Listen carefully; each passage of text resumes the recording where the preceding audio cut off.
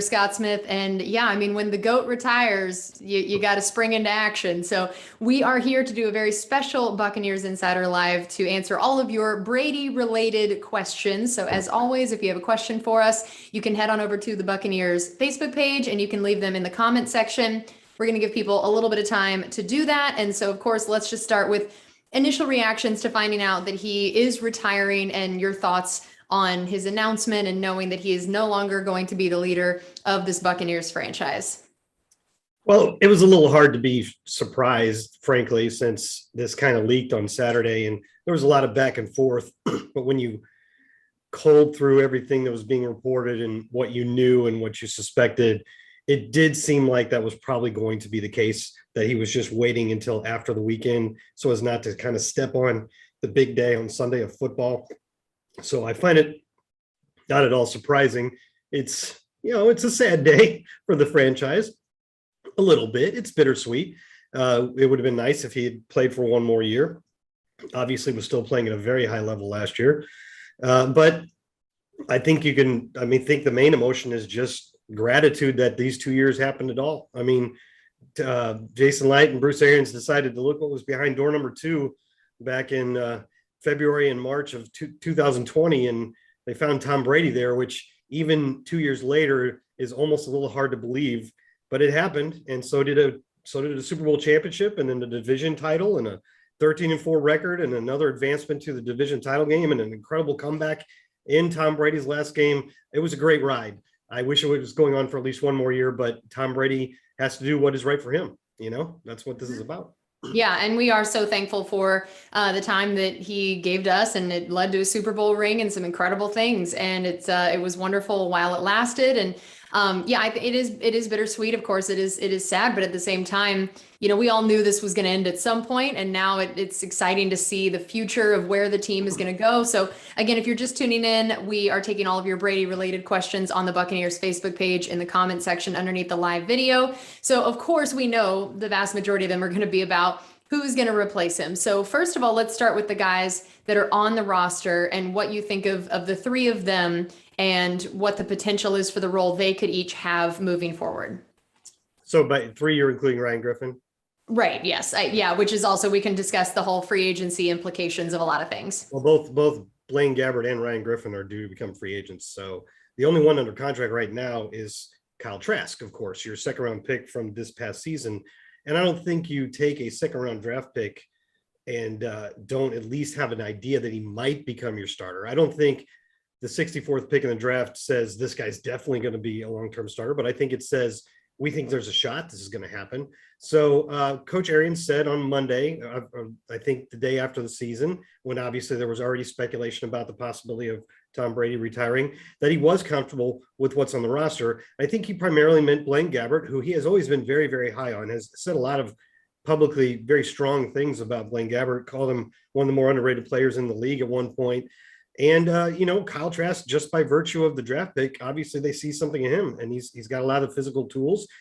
It's just that you and I and the viewing public didn't really learn much about Kyle Trask this year, because that wasn't what this season was about. It was about one more shot at it with Tom Brady. And so it's hard for me to say, I think Kyle Trask is definitely the quarterback of the future. I don't think the team knows that yet, but I think it's willing to find out. You know what I'm saying? But again, Bruce Arians said that door number 2 thing again. He said, we will be doing our homework. So we'll look at all the possible options, because we did that 2 years ago and look what we found. Yeah, I'd say door number 2 worked out pretty well this last time. Yeah. So when he says that, it gives me a lot of faith. So you brought up the free agency part. So let's also, of course, it's always a lot of fun to think of it as monopoly money and whoever you can get and sign and what all you can do. But cap implications are very important to roster building, to picking out who the quarterback is going to be. So tell us what the Bucs' current cap situation is, what losing Brady means to that, what these guys that are free agents mean, just overall the quarterback implications on the Buccaneers cap. Well, the first thing to realize is that even though Tom Brady has officially said he's finished playing, the actual retirement process isn't happening today or necessarily in the next few weeks or months. And the reason for that is there are different ways you can manipulate the timing and possibly renegotiate the contract to either reduce the cap hit to some extent or push some of it off to 2023. And you could do that by not actually placing him on the retired list or releasing him until after June 2nd. What that would do right now, if you just released Tom Brady, you would get a $32 million dead cap hit, which means you'd be devoting $32 million on your cap to a player who's not on the roster. You can reduce that by about 12 million by just waiting until June 2nd and doing it then.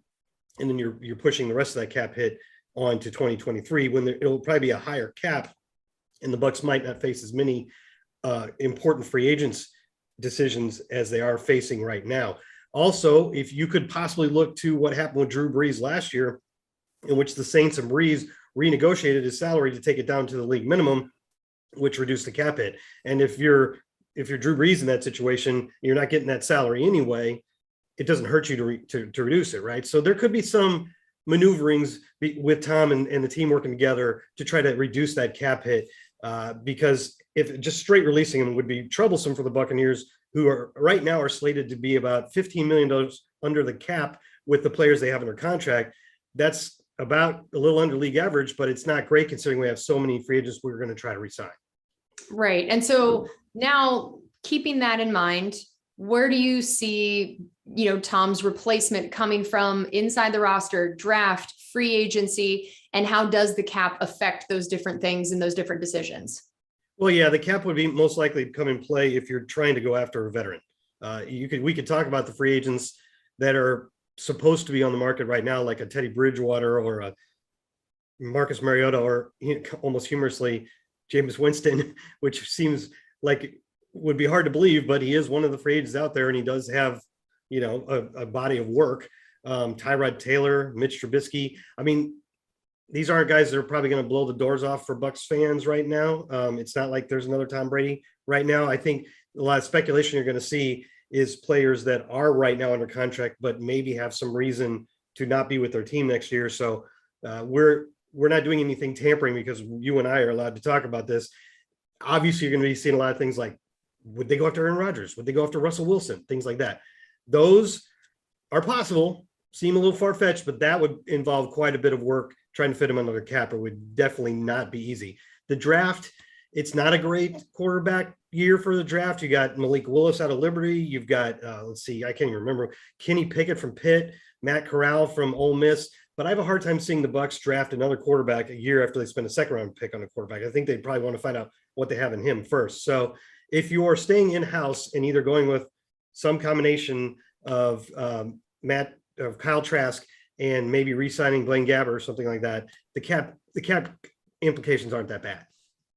So now also, of course, the implications of Brady retiring on the rest of the team and on these other cap decisions and all these other free agent things. So this is definitely going to make everything very interesting. We know last year, the whole sentiment was we're bringing everybody back. We're doing it again, the take two, all of that. So now, knowing that Brady is retiring, what do you see as how this could affect the free agency priorities of who you bring back, who you go after, how this could just shuffle everything up at all the other positions on the roster?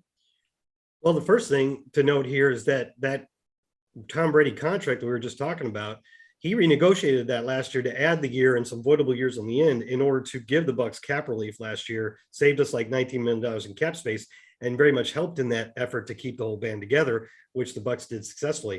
It's not really going to be an option this year. No matter what we do, the Brady retirement is probably not going to be a good thing for the cap unless they can work it out with him, as I said before, renegotiating the salary. You might get a little bit of relief that way.